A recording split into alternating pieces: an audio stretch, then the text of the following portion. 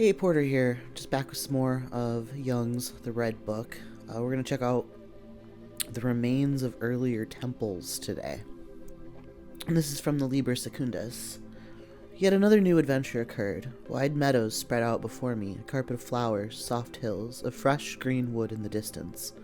I came across two strange journeymen, probably two completely accidental companions. An old monk and a tall, gangly, thin man with a childish gait and discolored red clothes. As they draw near, I recognize the tall one as the Red Rider. How he has changed. He has grown old. His red hair has become gray. His fiery red clothes are worn out, shabby, poor. And the other? He has a paunch and appears not to have fallen on bad times. But his face seems familiar. By all the gods, it's Ammonius. What changes? And where are these utterly different people coming from? I approach them and bid them good day. Both look at me frightened and make the sign of the cross.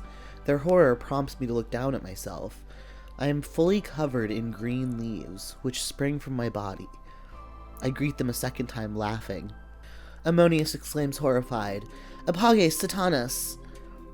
which translates into "Begone, Satan," a common expression in the Middle Ages. The Red One, "Damned pagan riffraff!" And here he goes into a dialogue, so I'll tell you who's talking as well. But my dear friends, what's wrong with you? I am the Hyperborean stranger who visited you, O Ammonius in the desert, and I am the watchman whom you, Red One, once visited. Ammonius, I recognize you, you supreme devil. My downfall began with you. The Red One looks at him reproachfully and gives him a poke in the ribs. The monk sheepishly stops. The Red One turns haughtily toward me. Or the Red One. Already at that time I couldn't help thinking that you lacked a noble disposition, notwithstanding your hypocritical seriousness, your damned Christian play act.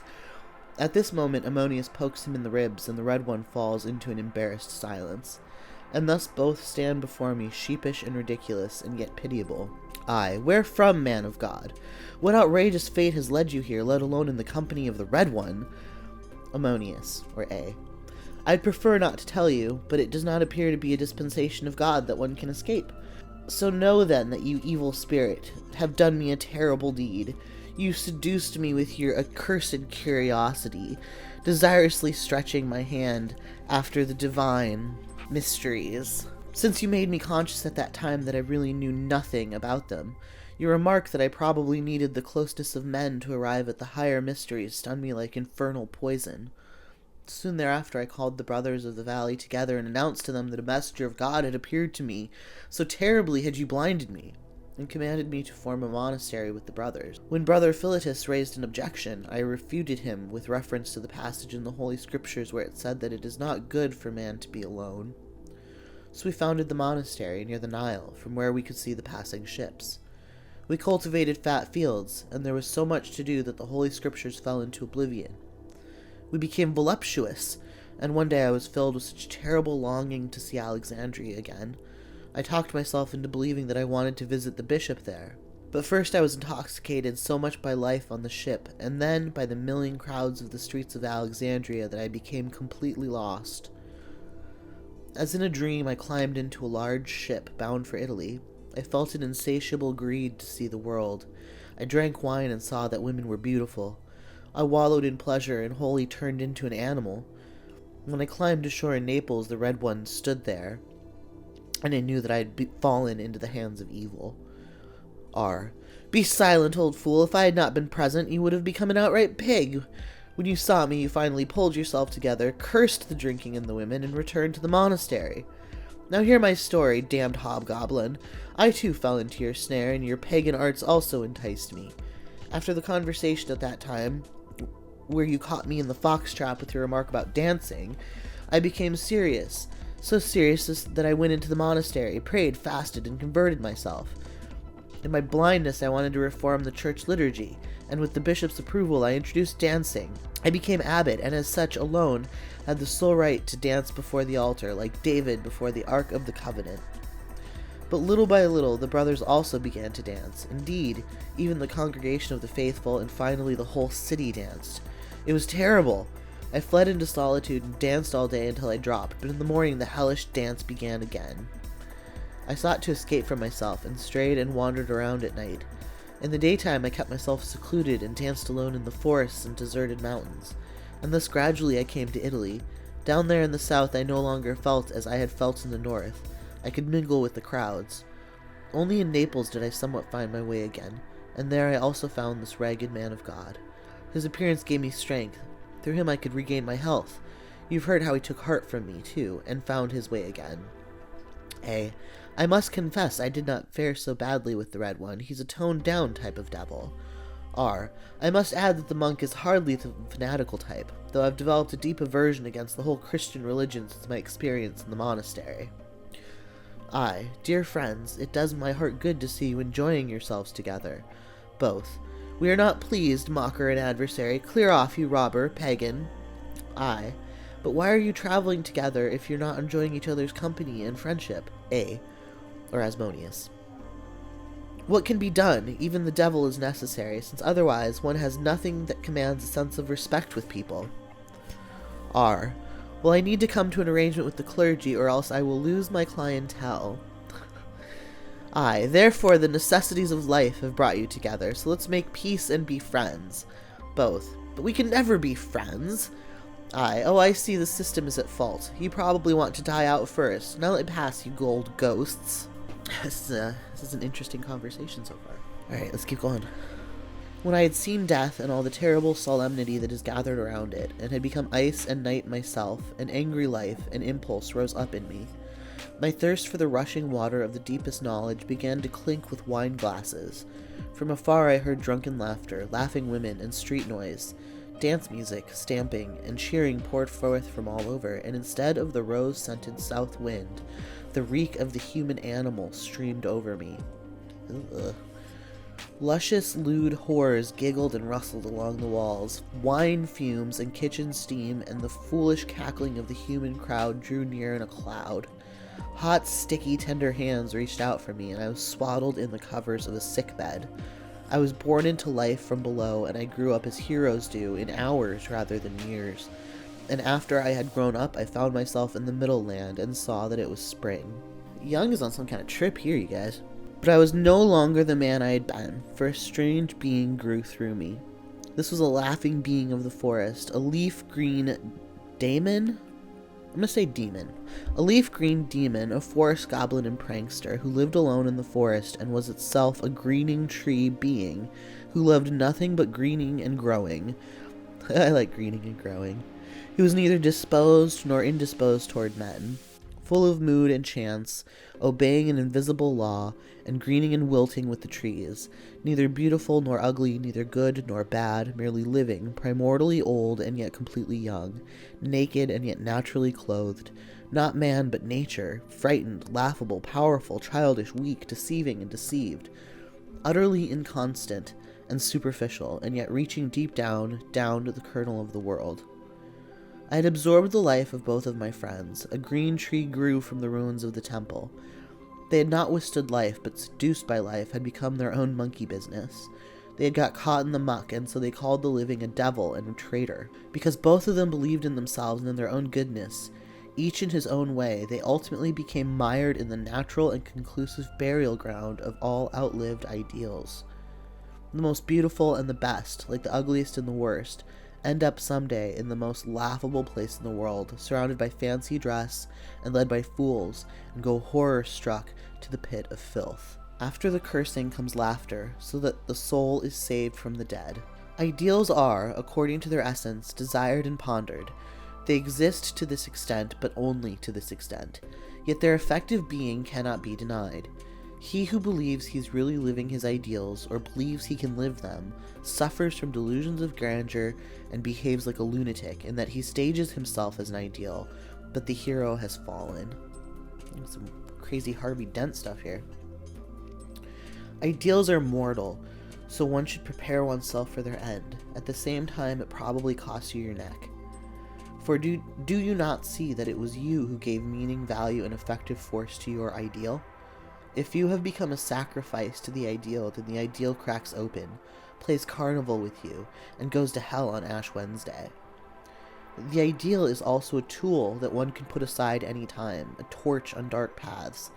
But whoever runs around with a torch by day is a fool. how much my ideals have come down and how freshly my tree greens. When I turned green, they stood there, the sad remains of earlier temples and rose gardens, and I recognized with a shudder their inner affinity. It seemed to me that they had established an indecent alliance, but I understood that this alliance had already existed for a long time. At a time when I still claimed that my sanctuaries were of crystal purity, and when I compared my friends to the perfume of the roses of Persia, both of them formed an alliance of mutual silence. They seemed to scatter, but secretly they worked together. The solitary silence of the temple lured me far away from men to the supernatural mysteries in which I lost myself to the point of surfeit. And while I struggled with God, the devil prepared himself for my reception and tore me just as far to his side. There too I found no boundaries, other than surfeit and disgust. I did not live, but was driven. I was a slave to my ideals. There's a note here that says, in 1926, Jung wrote, "The transition from morning to afternoon is a transvaluation of earlier values. From this comes the necessity to appreciate the value of the opposite of our former ideals, to recognize the error in former truth, and to feel how much antagonism and even hatred lay in what formerly passed for love for us." Ooh. Some shadow work there. Alright, hang in there, guys. We've got about 2.5 pages of the remains of earlier temples left. Hopefully you're getting some good insights out of this. I know I am. And thus they stood there, the ruins, quarreling with one another, and unable to recognize themselves to their common misery. Within myself I had become one as a natural being, but I was a hobgoblin, who frightened the solitary wanderer, and who avoided the places of men. But I greened and bloomed from within myself. I had still not become a man again, who carried within himself the conflict between a longing for the world and a longing for the spirit. I did not live either of these longings, but I lived myself, and was a merrily greening tree in a remote spring forest. And thus I learned to live without the world and spirit, and I was amazed how well I could live like this. But what about men? What about mankind? There they stood, the two deserted bridges that should lead across to mankind. One leads from above to below, and men glide down on it, which pleases them. The other leads from below to above, and mankind groans upward on it. This causes them trouble. We drive our fellow men to trouble and joy. If I myself do not live, but merely climb, it gives others undeserved pleasure. If I simply enjoy myself, it causes others undeserved trouble. Ooh, upstairs, downstairs commentary.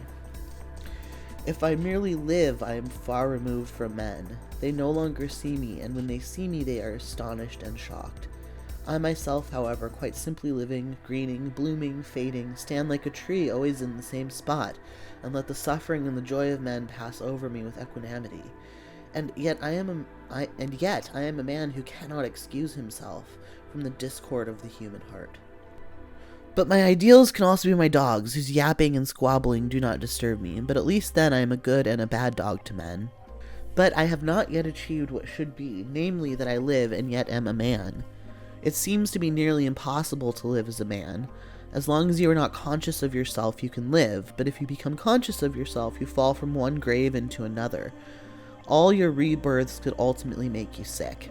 The Buddha, therefore, finally gave up on rebirth, for he had had enough of crawling through all human and animal forms. Oh, feel that. After all the rebirths, you still remain the lion crawling on the earth. And then there's some Greek figures here that apparently translate into the word chameleon. And I'll just keep saying chameleon for those Greek figures, because I have no idea how to pronounce that in Greek. Although it looks like it doesn't pop up again, so. Chameleon, a caricature, one prone to changing colors. A crawling, shimmering lizard, but precisely not a lion, whose nature is related to the sun, who draws his power from within himself, who does not crawl around in the protective colors of the environment, and who does not defend himself by going into hiding. I recognize the chameleon and no longer want to crawl on the earth and change colors and be reborn. Instead, I want to exist from my own force, like the sun, which gives light and does not suck light. That belongs to the earth. I recall my solar nature and would like to rush to my rising, but ruins stand in my way. They say, with regard to men, you should be this or that. My chameleon-esque skin shudders.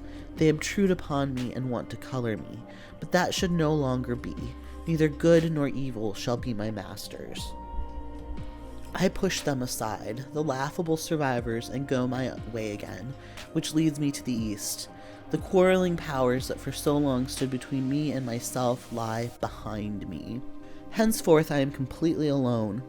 I can no longer say to you, listen, or you should, or you could, but now I talk only with myself. Now no one else can do anything more for me, nothing whatsoever. I no longer have a duty toward you, and you no longer have duties toward me, since I vanish and you vanish from me. I no longer hear requests and no longer make requests of you. I no longer fight and reconcile myself with you, but place silence between you and me. Your call dies away in the distance and you cannot find my footprints. Together with the west wind, which comes from the plains of the ocean, I journey across the green countryside. I roam through the forests and bend the young grass. I talk with trees and the forest wildlife, and the stones show me the way. When I thirst and the source does not come to me, I go to the source. When I starve and the bread does not come to me, I seek my bread and take it where I find it. I provide no help and need no help. If at any time necessity confronts me, I do not look around to see whether there is a helper nearby, but I accept the necessity and bend and writhe and struggle. I laugh, I weep, I swear, but I do not look around me. On this way no one walks behind me, and I cross no one's path. I am alone, but I fill my solitariness with my life. I am man enough. I am noise, conversation, comfort, and help enough unto myself, and so I wander to the far east. Not that I know anything about what my distant goal might be. I see blue horizons before me. They suffice as a goal. I hurry toward the east in my rising. I will my rising. That is the end of that bit. There's a lot going on there. Thank you so much for listening. I'll have another chapter up soon. If you'd like to get a notification for that, make sure you hit the subscribe button and the notification bell. Just getting started with this channel. I intend on reading a whole bunch of cool stuff. Just getting started with some Jung because he's my favorite. I am Porter Potato. It was nice to be with you, and I wish you the best.